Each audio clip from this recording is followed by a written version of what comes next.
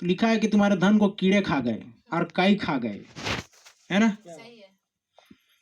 वो एक पेट दर्द, मामूली सा पेट दर्द आपका पूरा शून्य कर देगा। एक छोटा सा घाव पूरे से लाखों चट कर जाएगा। एक छोटी सी चूक आपके जितने धन संपत्ति है ना बटोर के रखे हो आप लोगों ने, वो पूरा उड़ जाएगा। होता है कि नहीं होता है? तब भी ट्रीटमेंट नहीं हो पाता है।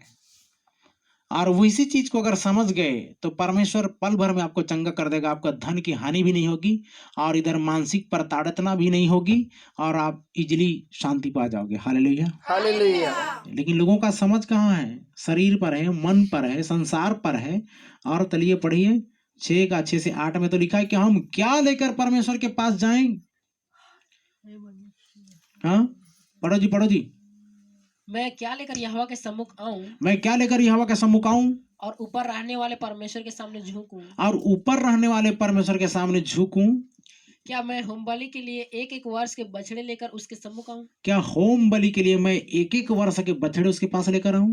क्या यहोवा हजारों मेढ़ों से या तेल की लाखों नदियों से प्रसन्न होगा। हाँ तो हमने अभी देखा, अभी सुना कि परमेश्वर विश्वास करने वालों से क्या होता है? प्रसन्न होता है। विश्वास से जो काम करते हैं उनसे प्रसन्न होता है। और लेकिन यहाँ कहा जा रहा है क्या होम बलि, मेल बलि, पाप बलि, दोष बलि लेकर जाऊं तो क्या परमेश्वर खुश होगा?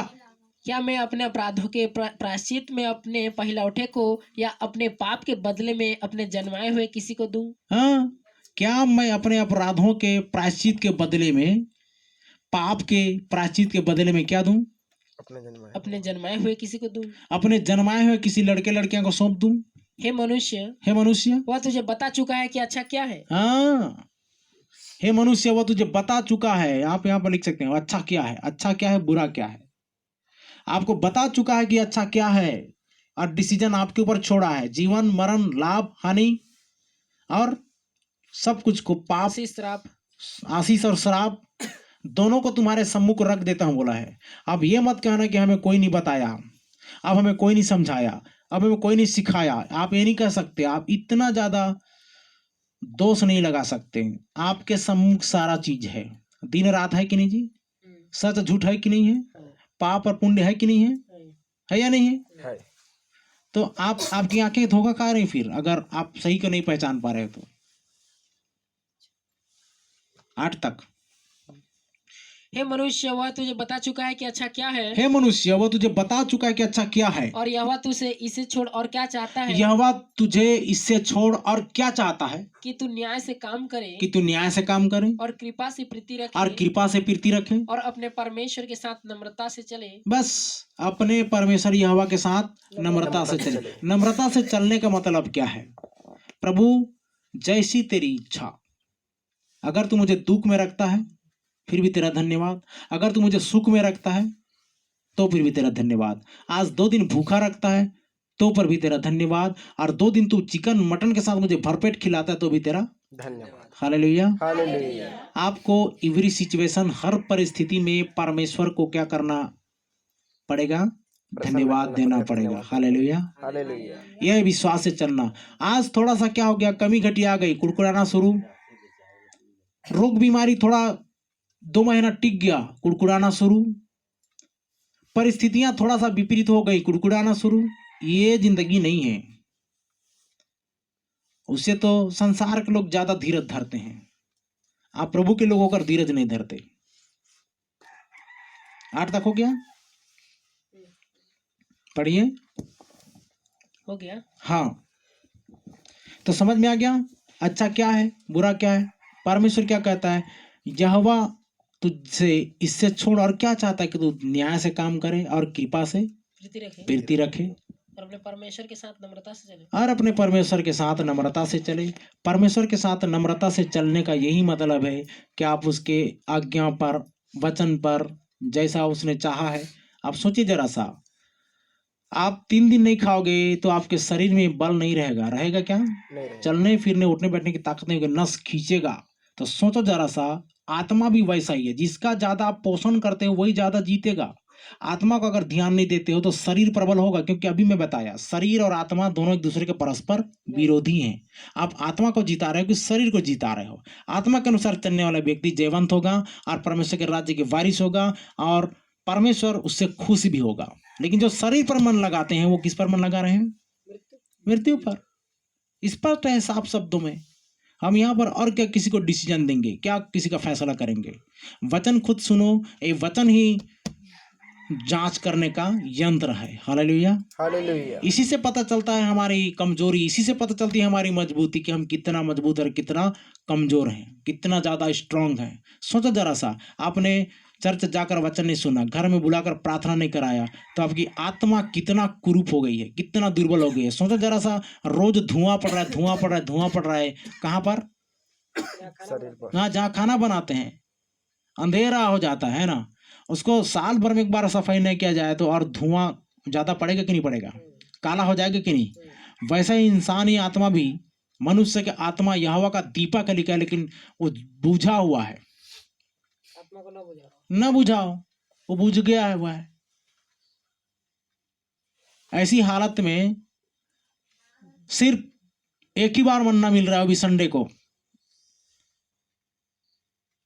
तो सोचो जरा सा, कितना कमजोरी आएगी, इतना ज्यादा मजबूती तो नहीं आ पाएगी। तो आपको क्या करना पड़ेगा? भागना पड़ेगा, उपस्थिति के लिए भागना पड़ेगा, संगति के लिए जागना पड़ेगा और उसके लिए प्रार्थना आराधना करनी पड़ेगी। आप व्यक्तिगत में कितना मजबूत कमजोर हो ये आप खुद जानते हो, लेकिन सामूहिक में परमेश्वर की बड़ी आशीष उतरती है, बड़ी प्रतिज्ञा होती है। उस बात का आप समझो डिक्लेयर। अच्छा क्या है, बुरा क्या है बता चुका है। कुलिस्सियों के पत्र 3 अध्याय 1 से 3 पद तक पढ़िए। एक और चीज है जहां पर परमेश्वर बोलता है, वचन कहता है कि उस पर मन नहीं लगाना। लोग बोलते हैं जो दिखता है वही बिकता है, लेकिन उनको अनदेखी चीजें नहीं चाहिए। अच्छा सुनो जी, परमेश्वर कुछ आशीष दिया है और किसके थ्रू से जब बुलवा रहा है तो दृश्य में है कि अदृश्य में है? अदृश्य में है ना, और उसको बुलवा करके वो दृश्य में ला रहा है और वो घटित हो रही है। ये तो परमेश्वर का तरीका है। लेकिन आपने क्या मांगा? अलमारी मांगा, वो दिखाई दे आपके घर में, तब पता चलेगा क्या चलेगा? आपने कितना फीट का मांगा है? 5 फीट का अलमारी मांगा है या 6 फीट का अलमारी मांगा है, और हम प्रार्थना कर रहे थे कि हमारे घर में 4 पहिया आ जाए। बोलने से 4 पहिया आ गया बोलते हैं, क्या आ गया? अरे सेवा के लिए बोलते ही, लेकिन सेवा के लिए मांग कर भी बहुत सारे लोग पीछे पड़े, मतलब पीछे रह गए। मैं चर्च जाने के लिए स्कूटी लूंगी, मैं चर्च जाने के लिए स्कूटी लूंगी। स्कूटी लाने के बाद क्या हुआ? आना ही छोड़ क्या हो गया? आना ही छोड़ दी चर्च। बड़ा विचित्र नहीं है क्या? पहले नहीं मिले रहने के पहले इतना जोश है, इतना उमंग दिखाते रहते हैं, रो रो के प्रार्थना करते रहते हैं, और पाने के बाद में परमेश्वर कौन और चर्च कहाँ और पास्टर कौन, कोई पुछारी नहीं। तो ये आत्मा के अनुसार चलना है कि शरीर के अनुसार चलना है? आत्मा के अनुसार चलना है। आत्मा के अनुसार चलना है आत्मा के अनुसार चलना कि शरीर के अनुसार चलना है? आत्मा के अनुसार अगर चलना होता तो आप क्या कहते? पहले स्कूटर को लेते ही, चाहे संडे हो, चाहे मंडे हो, चाहे ट्यूसडे हो, आप सीधा पहले जाकर समर्पण कराते, उसका प्रार्थना कराते। हालेलुया। कहते कि अगवे जी इसमें प्रार्थना कर दो कि इसमें हम एक्सीडेंट ना हो, आपकी मतलब परमेश्वर की सेवा के लिए हम इसमें क्या करना शुरू कर दें। आना जाना करें। यही तो बात है, समर्पण की कमी है, इसलिए बच्चा कहना नहीं मान रहा है। अब क्या कर रहे हैं? फिर वही आंख मल रहे हैं, हमारा बेटा कहना नहीं मान रहा है। कैसे नहीं मान रहा है? बच्चे को मार के शिक्षा देने लगा है। आपने क्या किया? परमेश्वर की आशीष पाया और उसको किसमें कन्वर्ट कर रहे हो? आशीष में बदलने के बजाय उसको शराब में कन्वर्ट कर रहे हो। परमेश्वर के आज्ञा हुक्म का पालन नहीं कर रहे हो, और वो उन चीजों में क्या लग रहा है? अंधकार काम कर रहा है, जंक लग रहा है, और उसको फिर क्या करना पड़ेगा? वास करना पड़ेगा। तो भाई ये पास्टर को क्या समझे हो भाई? बड़ा विचित्र है। वो सर्फ एक्सल समझो क्या? डिटर्जेंट पाउडर समझो कि बारंबार आकर के क्या करेगा? हमारे घर का मैल का क्या कर देगा? वो धुलाई कर देगा। भाई मैं वैसा सर्विसिंग सेंटर खोल के नहीं रखा हूँ भाई। सुन रहे ना, ये कोई आपका गाड़ी इंजन नहीं है। सुन रहे हैं कि गाड़ी सर्विसिंग के लिए इधर फटफट फटफट से आवाज आ रहा है जिंदगी में, और उधर जाके ठीक ठाक करा रहे हो, सर्विसिंग करा क्या रहे हो, रिपेयरिंग करा क्या रहे हो, कार्बोरेटर साफ करा क्या रहे हो। ऐसा मरम्मत नहीं चलता रहेगा। परमेश्वर ने आपको ऐसा नहीं बनाया, आपका इंजन से तुलना नहीं की जा सकती। परमेश्वर ने आपको आत्मधारी बनाया। हालेलुया। आप जा कर वहां मत बोलना कि ये फिल्टर थोड़ा सा क्या हो गया है आयल सील क्या हो रहा है, थोड़ा सा लीक हो रहा है, डैमेज हो गया है, सेल्फ काम नहीं कर रहा है। भाई कौन सा सेल्फ काम नहीं कर रहा है? आप कनेक्शन ही काट दिया हो परमेश्वर की हवा से, तो उधर सेल्फ कहाँ से काम करेगा? दूसरा जगह जोड़ और दूसरा बैटरी का कनेक्शन उधर और कहीं और चला गया है, और पेट्रोल क्या हो रहा है, लीक हो रहा है। बड़ा विचित्र नहीं है? उल्टी दिशा में जा रहे हो, परमेश्वर की आराधना में नहीं जा रहे हो। चर्च वो सालों हो गया, सालों बीत गया, एक बार तो कम से कम चेहरा दिखाने के लिए आते, फेस दिखाने के लिए आते, परमेश्वर खुश हो जाता, चलो एक बार तो आया, कम से कम शैतान को मात दिया बोल करके। लेकिन आप तो बराबर इधर शैतान के साथ समझौता कर करके चल रहे हो, फिर भी बोलते हम परमेश्वर के बेटा और परमेश्वर की बेटी हैं।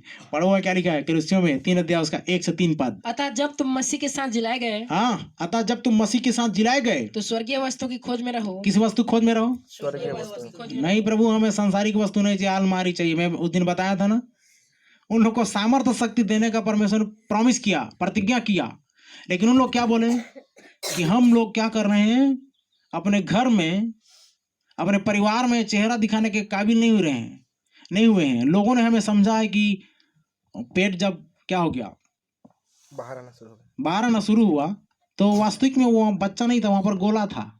क्या था? और ऑपरेशन हुआ तो गोला निकाल दिया गया, तो पेट क्या हो गया फिर से तो इसको इस बात को उन लोगों ने क्या करके कि बच्चा हुआ करके ढिंढोरा पीट दिया। भाई क्या जरूरत थी बोलने की पहले, है ना? बोलते थे कि ऐसा ऐसा बात था, हम लोग भी कंफ्यूजन में थे और हम समझे थे कि पेट में वास्तविक में बच्चा है। लेकिन अब धन्य है वो माता भी जो पत्थरी है कि गोला है कि वो बच्चा है, उसको समझ नहीं पाए। समझ रहे हैं? उसके बाद क्या हुआ, सामर्थ्य देने की बारी आई, तो सामर्थ्य को उन लोगों ने साइड कर दिया और बोलते हैं कि हम लोग को गोदनामा बच्चा चाहिए। तो क्या करेंगे? गोदनामा बच्चा चाहिए। सामर्थ्य अगर मिल जाता तो दुनिया में राज करते, सेवा करते, दूसरों के लिए भविष्यवाणी करते, चंगाई करते, और उन लोग उन चीजों को पाकर घर में जाकर क्या हो गए, विश्वासी बन गए, नॉर्मल। चर्च में जा अगुवा बनाया परमेश्वर ने उनको, स्टेज दिया परमेश्वर ने उनको। अब उन लोग क्या कर रहे हैं, चर्च में जाकर मेंबरशिप ले लिए, बच्चे के साथ में, परिवार में, संसार में वापस चले गए। तरीका अच्छा है? नहीं अच्छा है? नहीं ना? यहाँ तो लिखा हुआ है कि अच्छा क्या है, परमेश्वर आपको बता चुका है। तो आप क्या करोगे? बुद्धि लगाओ। अगर नहीं है तो एक बार कम से कम अगुवे को टच करो कि पास्टर भैया ऐसा ऐसा बात हो रही है हमारी जिंदगी, हमें क्या करना चाहिए। और भी भाई बहन लोग हैं, उनसे सलाह लो, वचन सुन लोग सलाह देंगे, तब कहीं जाकर आपका जीवन सफल होगा और सरल रीति से आप उन चीज़ों को प्राप्त कर पाओगे। नहीं तो फिर वही टूटे फूटे टीना लोहा बेचो कबाड़ी को। हाँ, वही चलता रहेगा जिंदगी में, है ना? कबाड़ी की तरह जीवन यापन करते रहोगे और बोलोगे कि हम परमेश्वर के बेटा, परमेश्वर की बेटी हैं। नहीं, परमेश्वर के बेटा और परमेश्वर की बेटी होते तो आपको परमेश्वर की आत्मा कभी भी चर्च जाने के लिए मना नहीं करेगा, प्रार्थना करने के लिए मना नहीं करेगा, आराधना करने के लिए मना नहीं करेगा।